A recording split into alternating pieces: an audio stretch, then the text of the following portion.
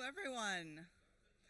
Welcome to the final session of 2 amazing days of learning technologies. I'm Kinga Petrovai, and I'm very happy to be chairing this session with 2 incredible speakers who I will introduce to you in 1 second.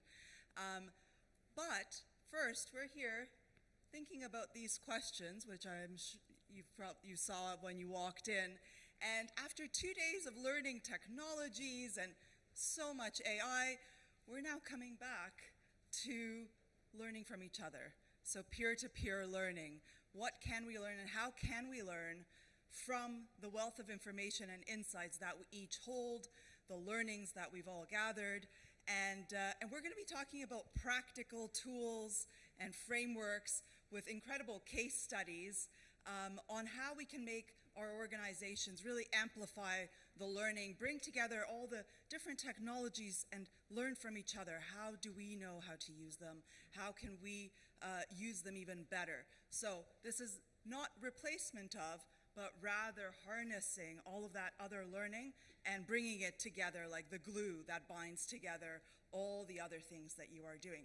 So before we get into the talk, let's flip to the next. There we go. All right. Peer learning revolution. Absolutely. So we're going to talk about peer learning revolution. And does anybody use peer learning in their workplace? Is that something that you're all, okay, quite a few people. That's fantastic.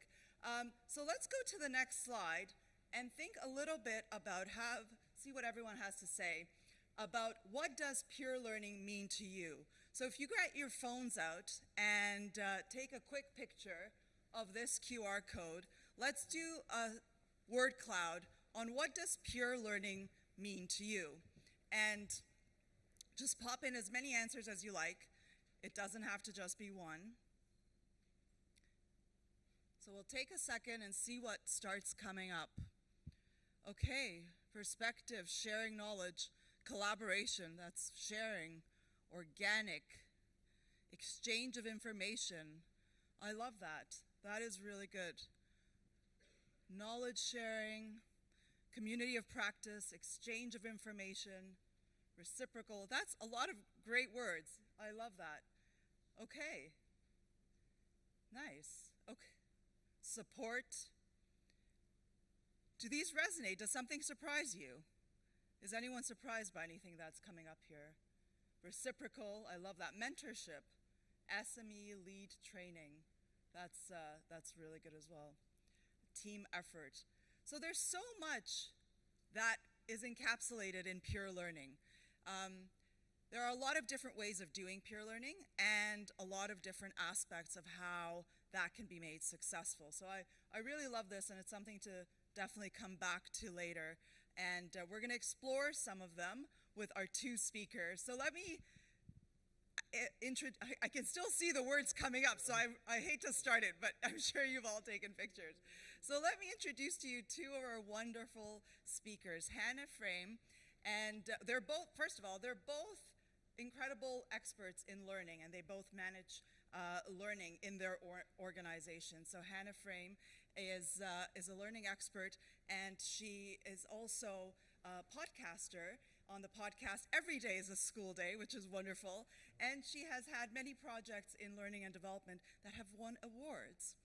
And Sam Marnie, who's also a learning lead and is also now an advanced coach in transformational coaching, and has done incredible work in his organization on how to create learning and training very, very effectively.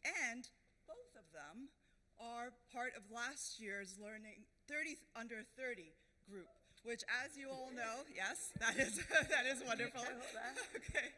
Which, as you know, that's an incredible program at Learning Technologies that shines a light on the leaders that are coming up and who are under 30. So it's wonderful to have them here. So before any further ado, I'd like to hand over the stage to Hannah and Sam. Thanks, So good afternoon, everyone. What I want to start today is by saying one thing, and that is that we have a big problem. As L&D professionals, we are being slammed from every angle. There is so much stuff going on. Take a look at a couple of those things.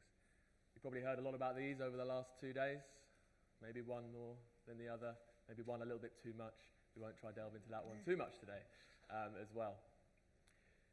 But what if there is an easier way? What if myself and Hannah could talk to you about a way to cut through all the noise and make learning initiatives really impactful? And what if employees are at the heart of that solution? So that's what we're going to look at today. Everything we cover today is all about peer learning. Yeah? What we're looking at is coming away from the traditional L&D-led initiatives, the instruction, the teaching, and putting the power of learning, collaboration, and knowledge sharing into the hands of our people. Now, when we talk about peers, I'm talking about anyone you work with in your organization. Doesn't matter the age, the job role, the seniority, absolutely anyone you can learn from. And we're not just talking internal either, external peers. All of us in this room today are peers, and I guarantee you could learn a hell of a lot from each other. And you're going to over the next 60 minutes as well, right? But in the true spirit of peer learning, it's only fair that I hand over to my peer to tell you a little bit more about the session and what we're going to cover over today. Thanks, Sam. So Sam and I, we're going to cover 3 things in today's session. First, why peer learning? Second, you're going to hear some real lived examples from Sam and myself about how we've launched peer learning initiatives in our workplace. And then finally, we're going to hand over to you to design your own peer learning initiative where you are. So first then, why peer learning? Sam and I, we could have spent the next 60 minutes talking about different bits of research, pieces of stats, basically anything that you could find if you just gave it a bit of a quick Google as to why peer learning, it can be so beneficial and impactful. But we thought, we're at Learning Tech, we're amongst our peers, who better to hear about why peer learning than from you? So we had a very busy day yesterday, didn't we, Sam? We were running around downstairs, upstairs, asking for some willing volunteers to get involved and get in front of the camera and ask them why peer learning. So I'm now going to hand over to you.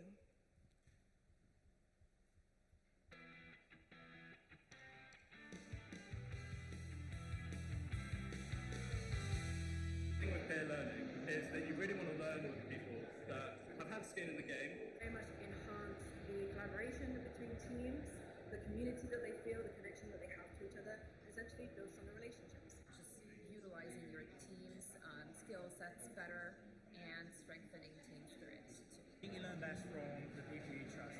They've tested what works in the environment you're working in. So it's not just theory out of a book, it is practice that is going to apply in the situation you're seeking to apply. Share ideas, and then you don't feel that you're having to come up with a solution on your own. Forming connections with other people and getting different contexts on a point. It's about connecting and building relationships between people who already know the stuff. Improves the intellectual capability of organisations. Such a great way to share my knowledge and learn from others. Able to have some common ground with peers, learn the same pace as someone else, and a little bit of banter as well.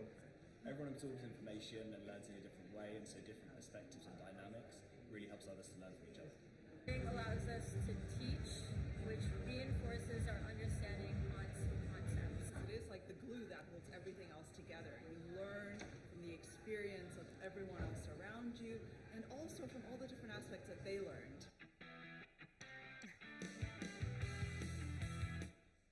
Bit of a botched job, but you kind of get the idea. Peer learning is all around collaboration, learning from each other, and sharing best practice. So we want to put a bit of peer learning in action with you guys today. And so who here is familiar with the scenario where you've got some really great technical people in your company, but have no real people skills, and they get promoted to managerial roles? Or you're part of a culture where it's promotion after promotion after promotion, and you end up with those accidental managers. Now that's the case for me at SJP. And so I want to put this scenario on screen, and I'll give you a minute just to read it now.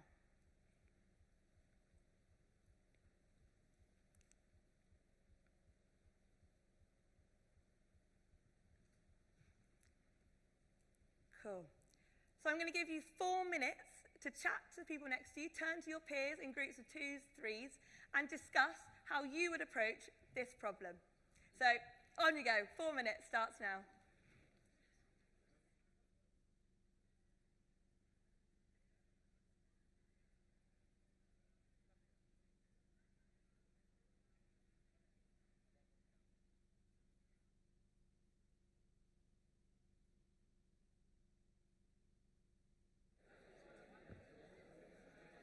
All right, okay, everyone. We'll bring it back to the front.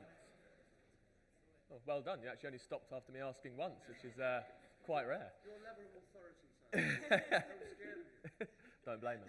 No, only joking.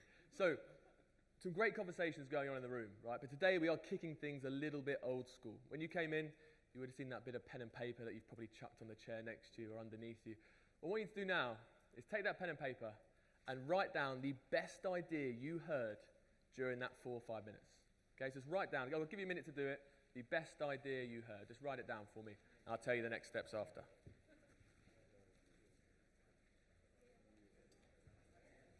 If you haven't got a pen or paper near you, maybe find one on another chair, whatever it's going to be.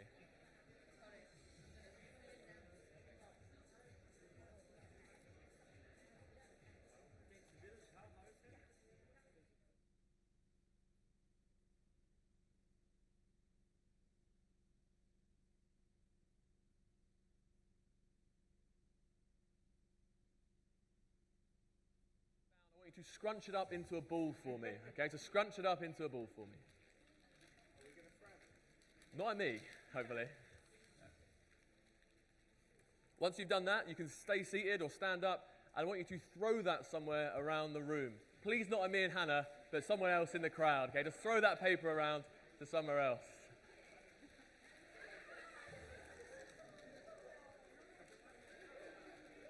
Now, what I need you to do, I do need you to go and find a piece of paper now if you don't have one. So go looking around. So pick one up, unscrunch it, and have a read of the idea that is down on that piece of paper.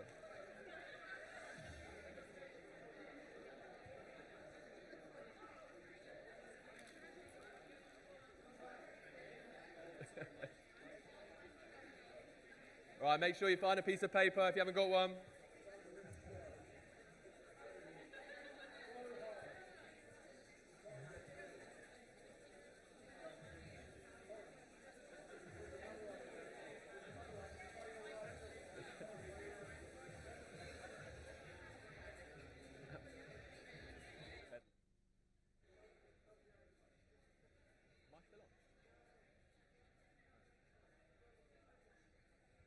All right, okay. So we do have some roaming mics. So who's got a great idea in front of them they'd like to share? Who's got a great idea? I couldn't shut you all up a minute ago, so someone must have one. Me. Well, not me, because it's not my idea. But so this is a 360 constructive feedback from a trusted colleague. Great. Yeah, great. Brilliant. Lovely. Any others?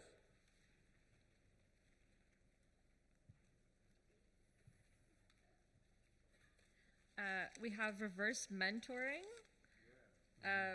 with new and experienced managers. Love it. Brilliant. Yeah. More. I saw a hand over there.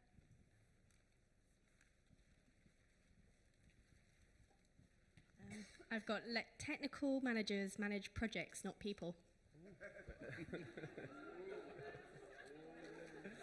Hopefully I haven't got too many in the room, I'll get in trouble. Yeah, another one, yeah.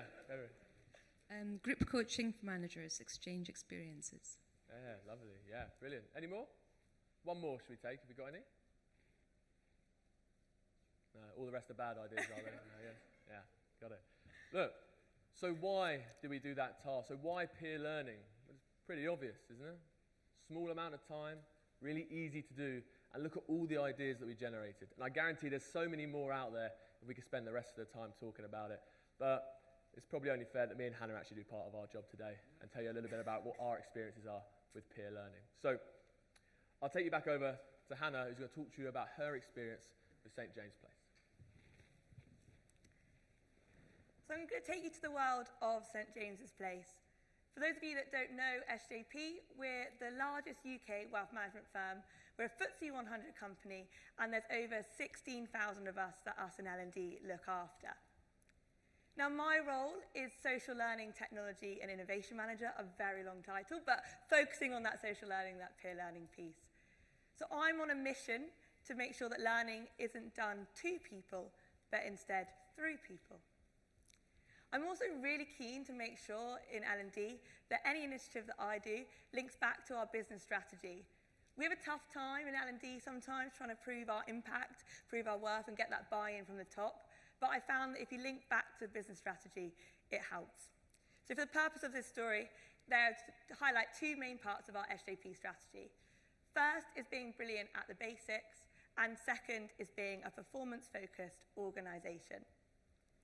There's obviously a lot more to our strategy than just those two key things. We wouldn't be a FTSE 100 company otherwise. But I'm just going to focus on those two things. So in my role as Social Learning, Innovation and Technology Manager, I'm always looking out to see what's going on in different companies.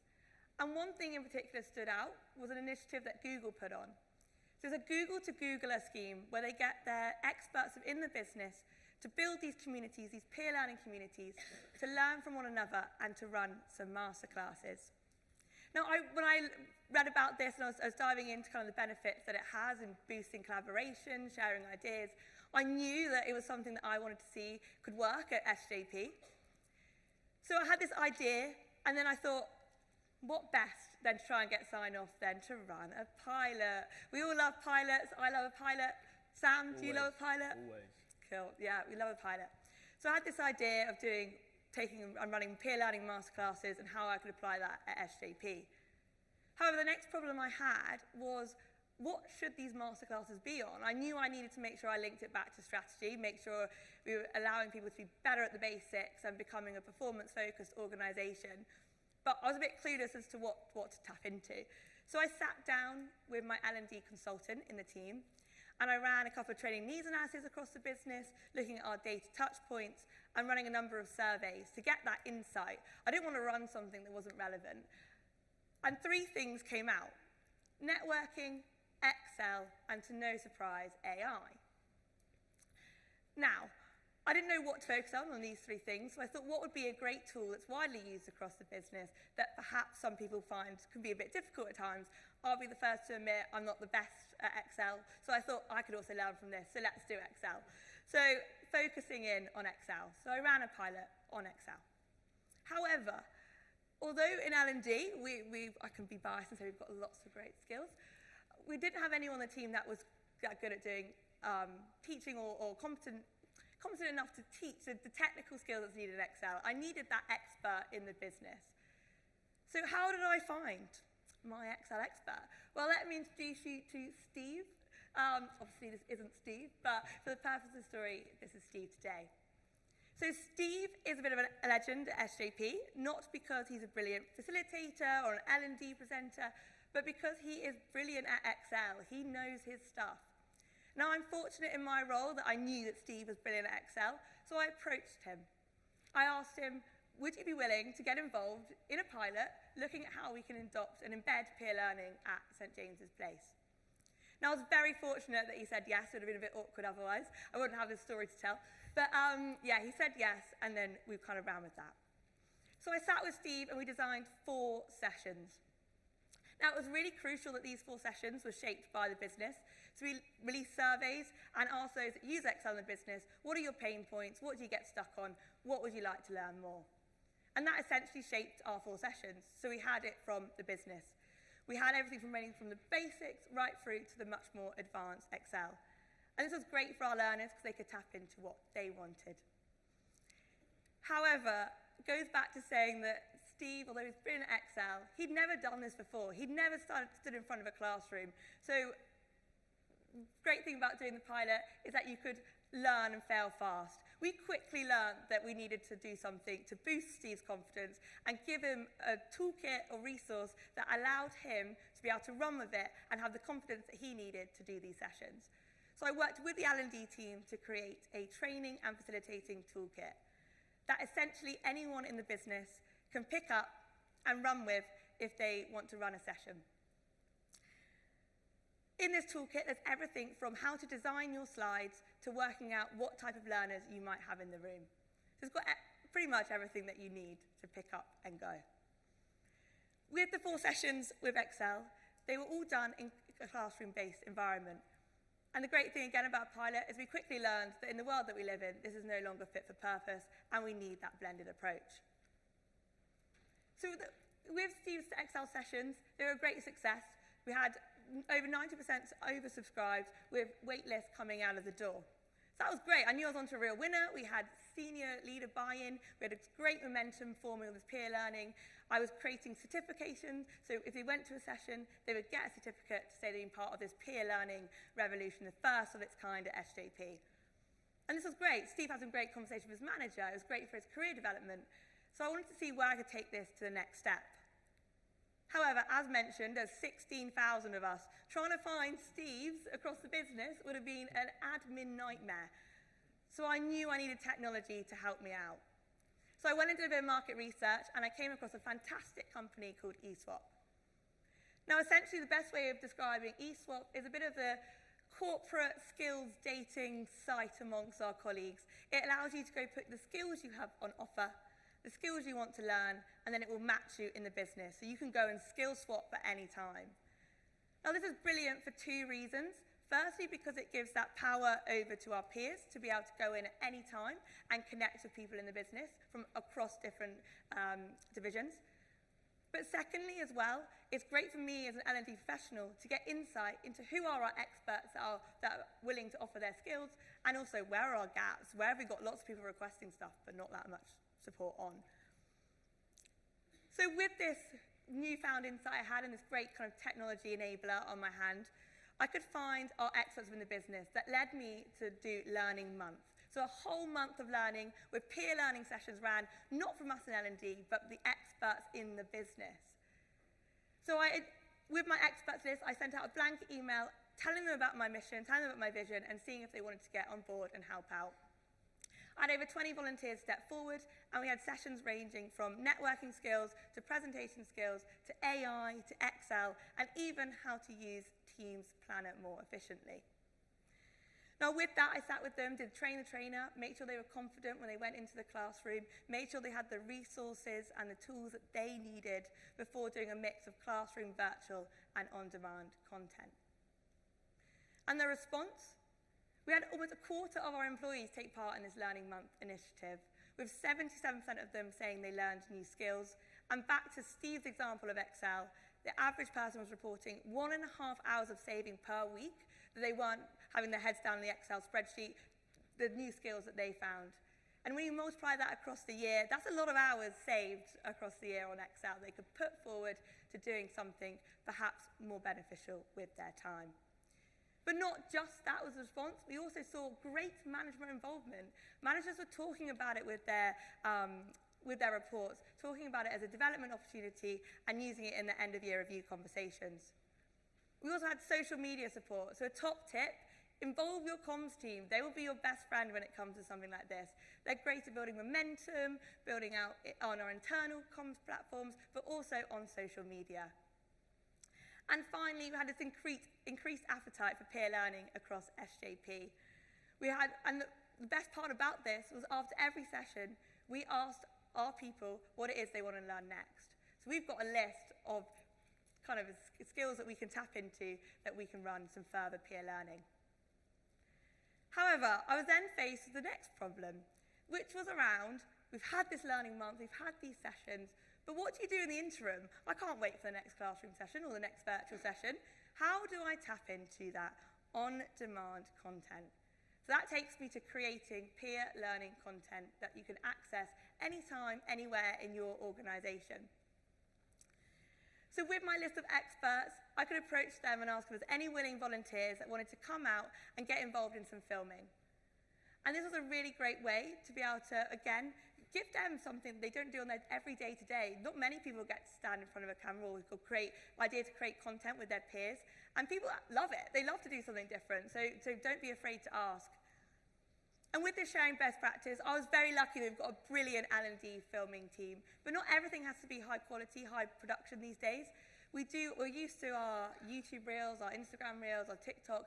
People consume that lower quality content all the time, so it doesn't have to be full-on high quality. However, there's just two key things I want to pull out for you today, and that was a leadership lesson, so getting our leaders to share their best practice, as well as following our experts in a day of the life of. So I'm just going to show you a very quick video of an example of our leadership lesson.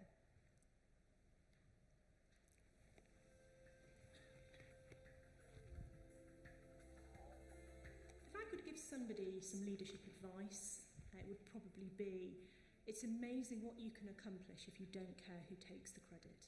Every day in my job, I achieve things not because of what I do, but because of the team that's around me and the way that we work and collaborate together.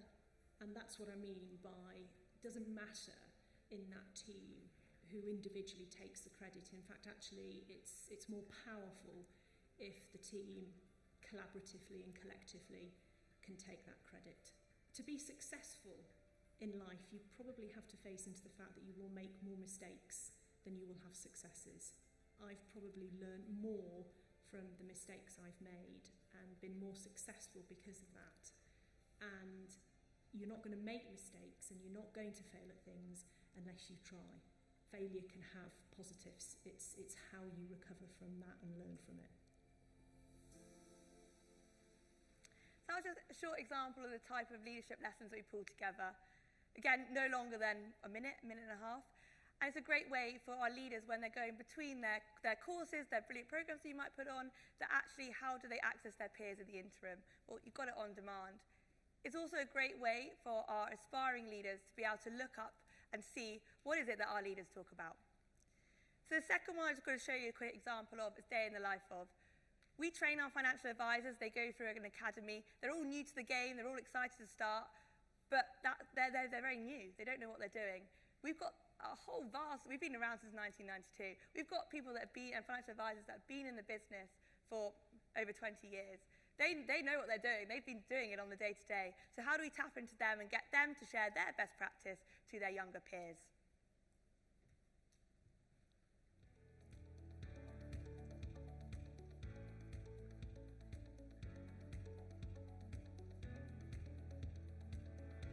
In terms of dealing with challenging clients, I think that an objection is more often than not just a request for clarification. It's often something they don't understand or you haven't explained well. And if they don't understand it, it's probably your fault. And you just need to rephrase it in a different way.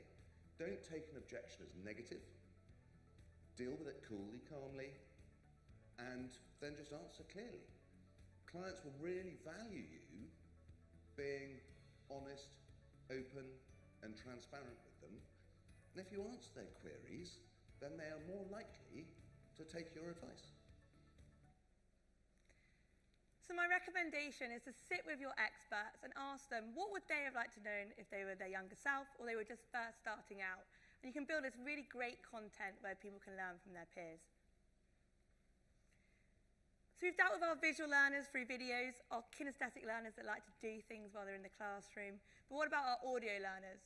Well, podcasting is a great way to connect with your peers. As Kinga kindly mentioned, I've got a podcast with my director here in the audience as well, we co-host, but called Every Day is a School Day. And it's a great way to kind of connect with others in the business. You can find this on Spotify and Apple, so if I don't have an increase in followers after this, then I know I've done something wrong. But yeah, podcasting is a great way, and we've got a couple of people in the audience that also have their own podcast. It's a great way to connect with your peers.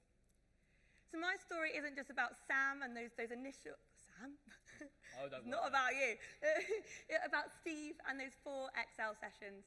It's about piloting, starting small, connecting to your business strategy, and creating the environment for success to allow your peers to give back. Brilliant. Amazing. Thank you, Hannah. So, let's have a round of applause. Yeah. Woo. So, I'm going to tell you a little bit of a different story for the organisation that I work for. So, I work for People's Partnership. Now, People's Partnership is a not-for-profit pension firm. It sounds fun, doesn't it? I tell you, right? But we're based in the UK and we are a master trust. Now, on contrary, you have about 16,000, I think, people. We're about 1,000, roughly, employees in our organisation. We do have a small presence in London. We have roughly 30 gilet wearers up in the investment team, so they're knocking around. But the rest of us are based down in Crawley. Don't know, anyone from Crawley in the audience today? No, I do not blame you whatsoever. It's absolutely fine. But to paint a little bit of a picture, my parents live in a very small village outside Crawley. If I go visit them on a Sunday, 9 times out of 10, I still get stuck behind a horse and cart, and I'm not even joking, right? Maybe I'm overselling this a little bit, but maybe I'm painting the picture for you. It's slightly different in terms of our organisations. So this is a live picture of me at the Learning Tech exhibition yesterday. Like walking around, I constantly see brand new Buzz Lightyears everywhere. Yeah, hundreds of them, in fact, downstairs. And I wouldn't be lying if I said I wouldn't mind one or two from here and there. But our current learning tech at where we are isn't probably where most are. Yeah? We have plans to, don't worry, it's all part of the strategy I'm trying to get past. But for now, we're probably dealing with tech like this guy, right? A little bit of Woody rather than Buzz. So that is not an excuse to not enhance peer learning in an organization, though. It can be simple, it doesn't have to be so tech-enabled. So just like Hannah, talking about the business strategy, I'm going to talk to you about an initiative which was firstly started as a business problem. Okay? So, business problem identified, you know those yearly engagement surveys that you do, and you have to say whether you're positive towards a statement or negative towards one? That's where our business problem came from. Okay? So, this was the statement that we had in People's Partnership. It's safe to speak up and challenge the way things are done. Yeah? That was the result. In March 2024, 59% agreed positively towards that statement. By the way, that's not very good, right? 13% below the benchmark. So what happens when you have a business problem? What do we do? Anyone? Train it? No, we hire an external consultancy to come and tell us what we've done wrong. Come on, people. So that's what we went and did, okay? And they gave us a nice long list of things that we could do. Now, the initiative I'm going to talk to you about didn't originally start as an L&D initiative. It was more of a people initiative, HR and old money, of course. But this was the thing around Speak Up Champions, right? People being creative in all different departments around the organisation and coming together to help create and nurture a culture of Speak Up. I don't think I've ever sounded more corporate than that last sentence I just said, but you get the picture. So that was the Speak Up Champions initiative. Now, there's three key things I want to talk about with this and what we focused on in terms of peer learning. But before that, I'm going to be really open and say this initiative was failing at the start. It didn't work. Probably because it didn't have the L&D intervention first and they came along and saw us, of course. But they came to us and said, this isn't working. Our Speak Up champions weren't too sure what their role was, really, in the business. We're coming together, but I don't know what we're trying to do. So there's three areas that I wanted to focus on. So one was getting these people a monthly learning space. Now, in this space, we'd have people connect in a virtual setting, and all of our champions would come together to talk around certain topics and share real experiences they've had. We had topics such as psychological safety, right, neurodiversity. What I could have done, I could have spent 2 months researching either of those topics, gone in and done a webinar for them. Or could I have got someone that goes in there who's lived with neurodiversity for 45 years and gives their real life experience of what it's like for them. Now, I like the sound of my own voice, but I'll tell you which one of those I'd rather go to. So that's what we started to do. The second one, and I want to go back to Hannah's point around leadership buy-in. We all know to get things off the floor, that's massively important, specifically senior leadership buy-in. For me, you have to go a step further, and that's senior leader engagement, actually getting them involved in the peer learning experiences themselves. So what we did is we had our Chief Information Officer, Nigel, became a sponsor, right? But a very, very involved one. And we also had a non-executive director called Pat, who also became a sponsor for the program. Now, don't ask me why, but for some reason, people find non-executive directors less scary than chief officers, right? So getting them in a room is massively important too. So what we did is we still do now to this day, have quarterly lunches, right, face-to-face, where these guys come, and the Speak Up champions come together to talk about anything Speak Up related, right? So a truly top-down approach to the initiative. The board can hear from our real people day in, day out around what's going on, and vice versa.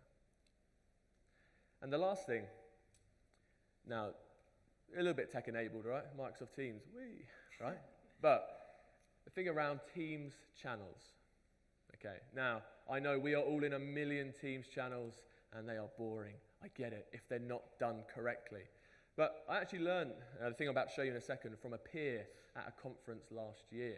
And it's really stuck with me ever since and really helped us take off this Teams channel and make it into something great. Now, first of all, when you load up a Teams channel or add people to it, you get 4 types of people within there. First of all, we have our lurkers, okay? So our lurkers are people that are there. They might still look at the content, but they do not engage whatsoever. There's no likes, there's no comments. 90% of people actually do start up here, in that lurker space. What we then have our likers. Pretty much does what it says on the tin. They like stuff, which is fine, yeah? We then go along to our contributors. These are the people that start actually putting content in, articles, things around Speak Up. And lastly, I don't want to overuse the word, but you have champions as well. These are the people that drive those teams' channels forward, or communities, whatever it's going to be. Now, unlike Hannah, we're only 1,000 people, so I don't have too much trouble locating who those champions could be. I often joke that I think I could actually name everyone in the organisation, but luckily I have a job to do and not enough time to do that, so no one's fully tested me on that. I'm pretty much lying. It's probably about 600. When it comes to champions, when I saw the list of Speak Up champions that was given to me when they wanted L&D to get involved in the initiative, I noticed a few names popping out. And these are the people that sign up to nearly everything in the company. Right? I know them very, very well. So those were the people that I thought, I might be able to target these. Right? Drive them, going, if you can drive this channel, you can start it off. And they did. So trying to identify those champions early, get them involved, big them up, and get the channels going. And eventually, you'll start seeing some lurkers becoming likers, contributors, and so on and so forth. You will still keep some lurkers there, but that's fine. We can't have everyone up at contributors. It would get a very annoying Teams channel very quickly. So, let's go back to this business problem that we had. Yeah? So, March 2024, 59% positive. We did this survey again in March 2025, which is lucky, as again, I'd have nothing to talk to you about today, but we have got some stats. 74% is where that went up to, as a whole organisation. You should have seen the looks on the faces of the Speak Up champions when I left that on a screen in one of our monthly sessions. Non-executive director, chief information officer, Speak Up champions seeing that. They started seeing purpose in the things they've been doing over the previous months going on. We're aiming for about 90% next time, but don't hold me to it. It's a high number. So some honest truths. And coming back to something that Hannah said around failing. Failing is okay. If you're going to fail, fail fast. Don't get attached to an idea. And that's what we did with the Speak Up Champions initiative. The second for me is that senior leadership engagement. Get them doing the peer learning itself. Have them going along sessions. Have them on panels. Have them during learning week doing whatever they're going to do. But get them in doing the work. And they're not that scary. Just go and ask them. And the third one, and the most important, is when I was handed this over, someone said to me, we left it to grow organically. That was the real words HR gave me. They gave me this. Don't leave it to grow organically. It might need a little bit of growth, a little bit of nurturing from us in L&D to kick things off. But remember, you are facilitating. You do not need to lead on all these initiatives. So that's my honest truth for the second. But I feel like myself and Hannah have given you enough of our life story now and our topic. So I think it's only fair that we start going back over to you again. So, coming on to our third and final area for today, and that is about designing your peer learning revolution. So, back with the people you were speaking with earlier, or if the person you talked to didn't have a great idea, maybe turn the other way. But we want you to answer this question. What's a business problem in your workplace that peer learning might help solve? Now, if you're self-employed and you work with clients, think about maybe a problem they have and how peer learning could help with that solution. We're going to give you 4 minutes again. Have a chat with those around you, and then we'll come back and see what we've got.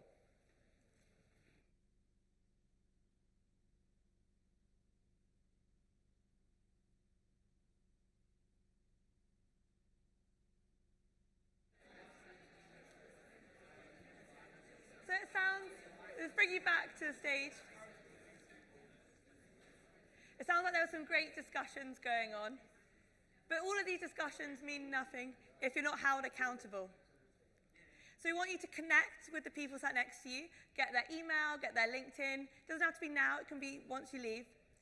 But what Sam and I want you to do is to connect back with that person in 2 weeks' time and see how they're getting along with their peer learning initiative. Now, some of you might be thinking, oh, I don't want to do that. It's been a long 2 days. But the person sat next to you could be on the edge of something amazing and just need that little nudge from you to check in. So if you're not going to do it for you, do it for them. I am feeling a little bit bad that we're giving you a lot of work to do. I know we didn't plan this, but I think maybe we should commit to it as well in 2 weeks. So if you follow us on LinkedIn, we will post what we have found in our catch-up in 2 weeks around peer learning and what we are doing going forward. It's only fair. I feel bad giving you homework. I thought we should have it as well. Yeah. Fair enough, Sam. Cool. So as you might tell, Sam and I like doing things in the power of 3. So here are 3 things that we've learned that can help you when designing your peer learning initiative. First, start with the business problem. To get that buy-in, you need to link back to the strategy. Second, pilot. Start small, fail fast to help create the conditions for success.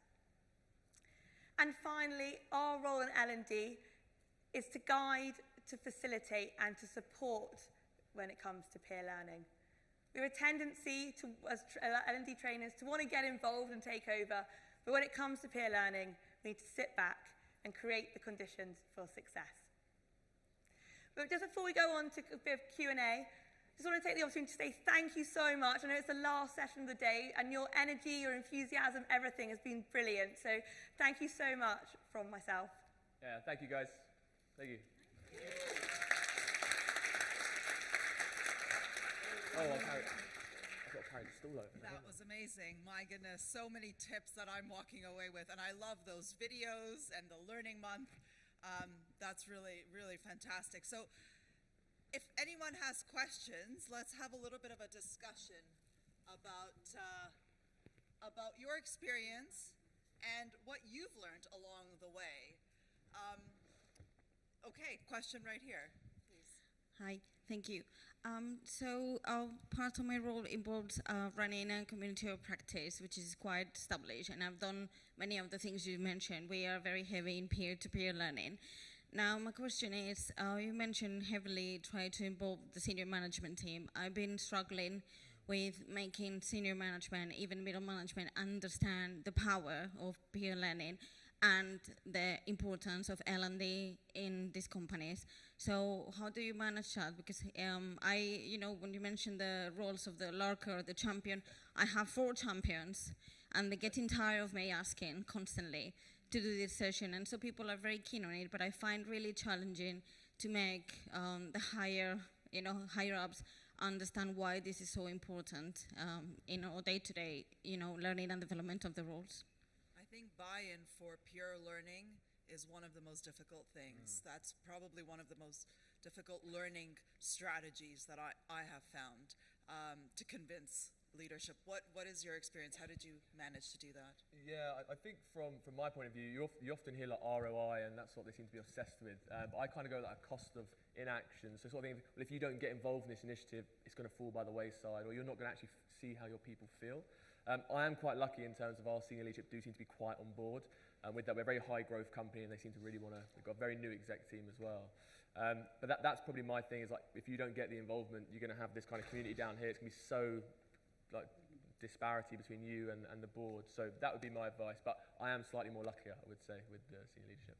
So, yeah. Hannah, how did you convince? Yeah, I would say that's where the benefits of the pilot really come into play. So even if you don't have the buy-in, I don't know if you've ever heard anything about Be More Pirate, but sometimes don't ask for permission. Go and do the pilot first, get kind of that response, get that excitement, show the impact that it has, and then take it to senior buy-in. I think another thing that really helped was actually they quite like feeling good, feeling important, sharing their voices. So actually go and approach them and ask them a question of, what's the best piece of learning you've had? Going back to my leadership lessons, what's the best piece of advice? And get them to share their story, and then automatically they've got that natural interest into want to kind of take peer learning wider. But I like that, the hidden little pilot to prove the concept, and always think about how you can measure that with the ROI, which is quite difficult for peer learning often, but very important. Thank you. Next question, yes. Thank you very much for your presentation. My question is actually to Hannah, because I saw that you indicated that based on the survey you had networking as one of the issues. So I'm actually very curious to see how you solved that, because that's something what I also get always from my community. And it would be very interesting to see how you tackle that problem. Thank you. Yeah, of course. So going back to having technology as the enabler, it gave me insight into some of the skills that people were that people could share that they had to learn was around networking. So I then got the data as to who in the business called themselves professionals at networking. So that gave me that insight then to go and spend some time with these people, kind of listen to how they would approach the thing, what their best practice was, and then build a session around that. And what we found with networking is the best way to do it is to be interactive. Be interactive in the sessions, try and create experiences in-house for those networking opportunities to exist. So in L&D, we have a great opportunity to be able to work with our people team, work with our comms team to create sessions where it allows that kind of natural networking and facilitation. And I would definitely recommend trying to do that across teams. So don't work in silos. We do have a tendency sometimes to work in silos, but actually the great thing about peer learning is that it can happen organically across. So I would say if you don't have technology to hand to be able to help you find these people, then reach out, work again with your comms team. They will be your friend to help run these internal campaigns or put out a piece of comms for you where you might be asking for people that enjoy networking or want to learn more. And then all of a sudden you find yourself with that list of people that you can then work with and work from. Great, absolutely. There's a question over there. Yeah, my question's more about keeping momentum. So when you talk about your learning month or you've identified, was it Danny? Where's Wally guy? Steve, I don't know where Danny from, sorry. So when you've got these people in, and the enthusiasm is quite big to start with, and we often have quite a bit of interest in participating in things like this, and then when the real life of work gets in the way, people start to taper away, and the momentum kind of slips a little bit. So have you any advice in terms of keeping momentum, keeping the buzz going around peer learning, especially when people have proper jobs to do outside of it? Yeah, that's a great point there about the time it can sometimes take from these people, and that's where one, recognition and incentives come into play. So something I didn't share but with Steve was that my director emailed the manager to say thank you for his time. Kind of, we have an internal reward sharing system, so it generates that, there is something in it for me to get involved in this peer learning, which often helps. But I think as well as creating momentum is that digital content piece that I mentioned. So when you're not doing these learning months or these initiatives, actually how can you maintain that momentum through digital content, through visual, audio, could be little podcast snippets or digital content pieces that you could share on your learning experience platform that people can access at any time. And you'll find that that will help with momentum. But also, not to really take the point, but with the comms team, so with Steve, we had that social media buy-in, so corporately on our SJP website, if you go onto their LinkedIn, you will see some posts about this social learning and these peer learning opportunities. And that's great, because that reaches 93,000 people that they've got following them. So I think having their support as well, it helps continue that momentum and make people see that this peer learning is important and the benefits that it can have. So yeah, those would be how I'd approach it. Yeah, I love that internal marketing and promoting learning that way as well. And what about you, Sam? It's going to sound a really silly point, but I think you've got to make the peer learning good. Like, if it's not good, people aren't going to come back. We ran a sort of a program for new and aspiring managers because they love coming on workshops. But the whole kind of thing was peer learning. It was kind of all focused around that. And the absolute buzz that's still going through the organisation now is I am oversubscribed by way too many people. Right? I'm going to let down quite a few. So I think if you actually make it a really enriching experience for people, word of mouth goes so far in an organisation. But if you go, we do peer learning, but it's not very good, the momentum will fall. But I did like what you said earlier, that in the Teams channels, you assigned people the role of keeping things going. Yeah. And I think that's often really important as well. If in whatever format you're doing learning, to have someone that really makes sure that it keeps going and the momentum stays up, because it is hard, and it is hard to compete with the demands of the work. Yeah, and I think a lot of the time we fall into that habit of it being us. I think it happens all the time. We think we have to be the champions of stuff, and there's a lot of people in our organisation that would happily do it. They just don't know how to do it yet, so we just have to show them. Great. That's really great. There was a question right here. Yeah, thank you. Fantastic presentation, really insightful.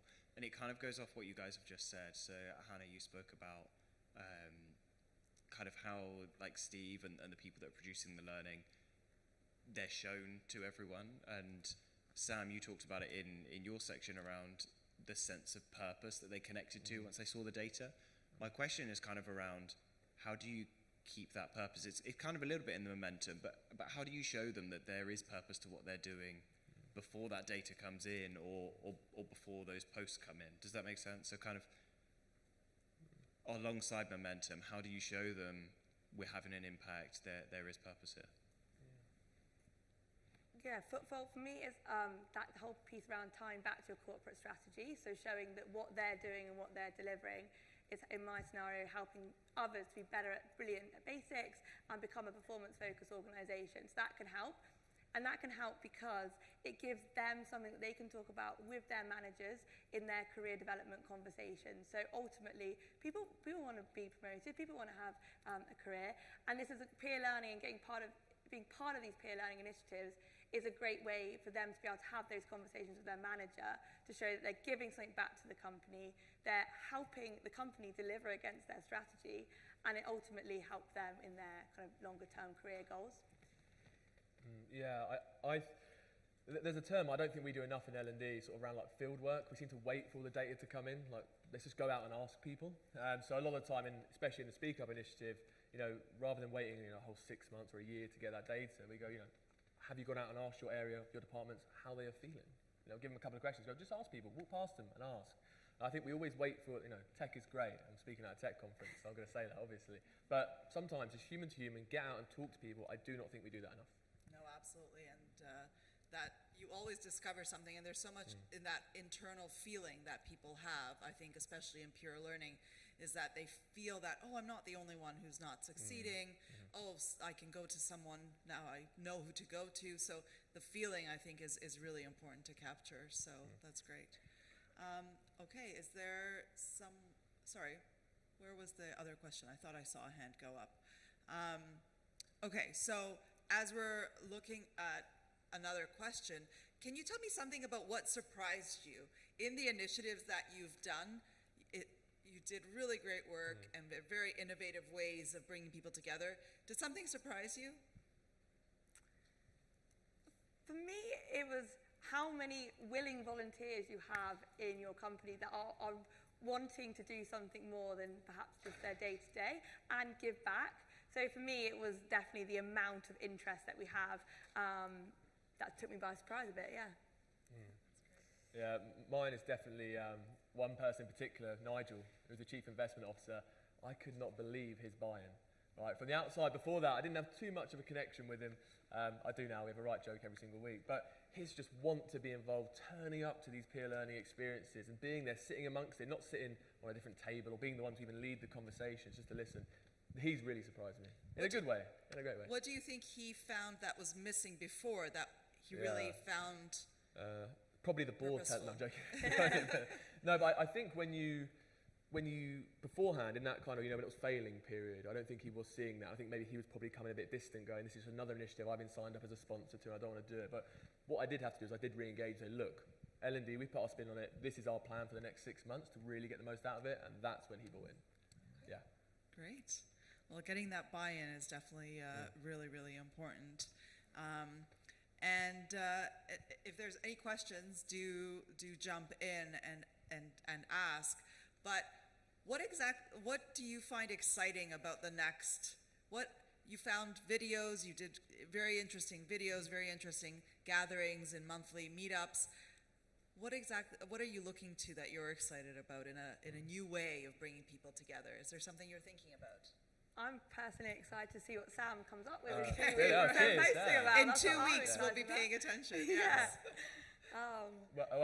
Well, for me, because as I said, we're kind of not probably where some organisations are in terms of tech. We have started out podcasts. So as a pension company, our knowledge of, people's knowledge of their pension isn't actually great internally, which is really bad. Right, really, really bad. So we've actually started podcasts where our transfer guidance team talk about kind of your pension and what you can do with it without giving financial advice, of course, but what to do. And that's really taken off well. So I think for me, we're just excited to probably get a little bit more tech-enabled, a little bit more slicker, but leave that with me with the strategy and getting people bought in or the plan as such, because that's with me. Sounds really good. What about you, Kate? Is there anything that you're excited about, Kinga, in the future of peer learning? I'm really excited about the fact that at a tech conference, we are talking so much, more and more, I think, we're talking about peer learning and connecting with each other. And I think over this past year, I've seen that although AI is really overwhelming, and there's so much information and so much talks about it, but we are bringing in constantly. This morning, we were the keynote was talking about how to bring humanity into the use of technology.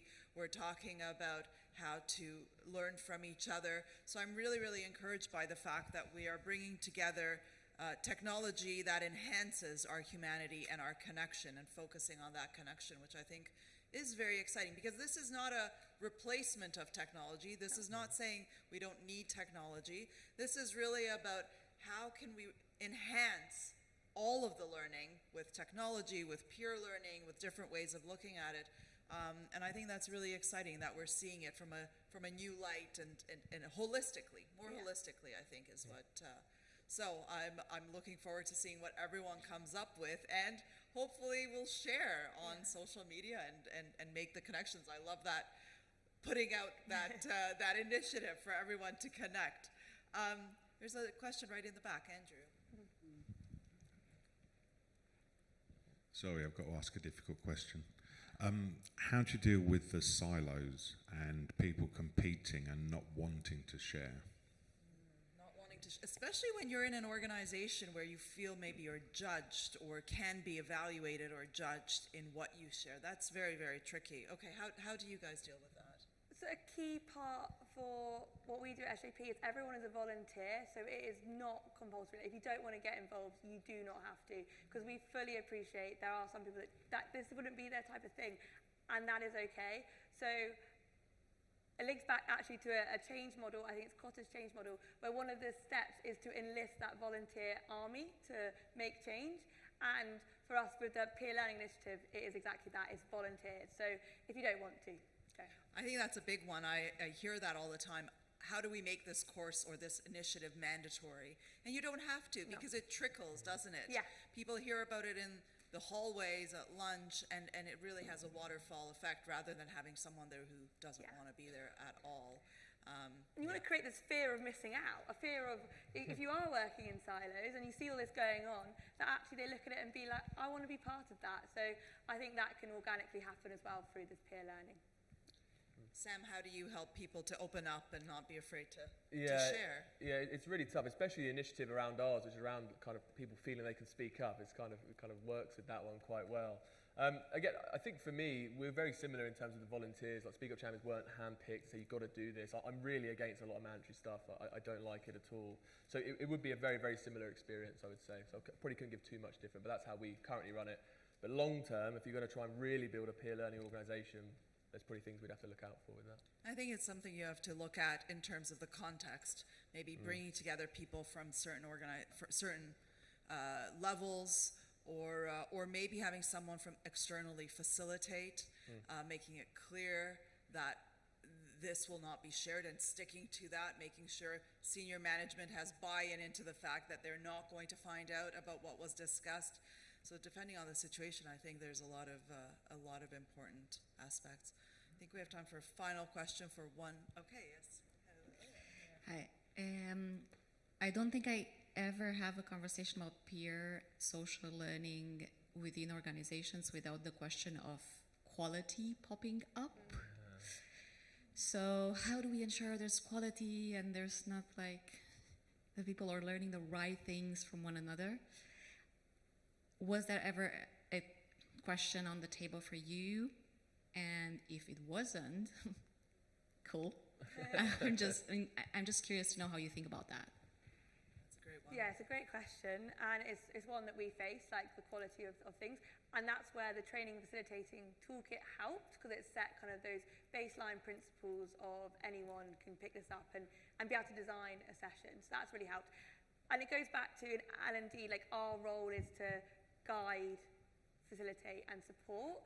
So we are there to still help and lend a hand into designing like the quality of a session and that like teaching side of things. When it comes to the quality of the content, whether they are an expert, obviously that can prove a challenge, but it is this sense of empowerment of Steve's as an example. He does Excel on his day-to-day. If he wasn't good at Excel, he probably sort of wouldn't be in his job.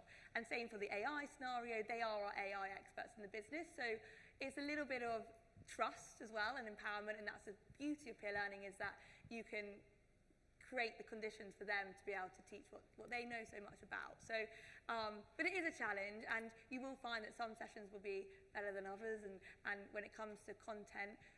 But when it comes to digital content, sorry, I'm thinking as I'm speaking, the digital content is that, again, we're like that quality control of that. So we can get our experts in a room, we can put a camera in front of their face, ask them these questions that would help their peers. And that the video still comes to us, it's still us to sign it off whether it goes on our learning platform or not. So there's some control there, but it is a great question and one that can be challenging when it comes to peer learning. Yeah, I just echo the facilitate. Doesn't mean we go completely hands off and just let people go gung-ho on absolutely everything. So as long as we can provide the tools, just like Hannah said, that's the main piece for me. Like our podcast, they of course go through sign-off and all this kind of thing to make sure we're not just putting random stuff out there that can actually cause more harm than good as much. So yeah, just as long as we keep the kind of reins, but let people go with it and give them guidance. That's number one. Yeah. Absolutely. If you have a successful community, it actually pleases itself. That if something is duff or inappropriate, the community itself will say, look at that again, please. So you've always got that backstop.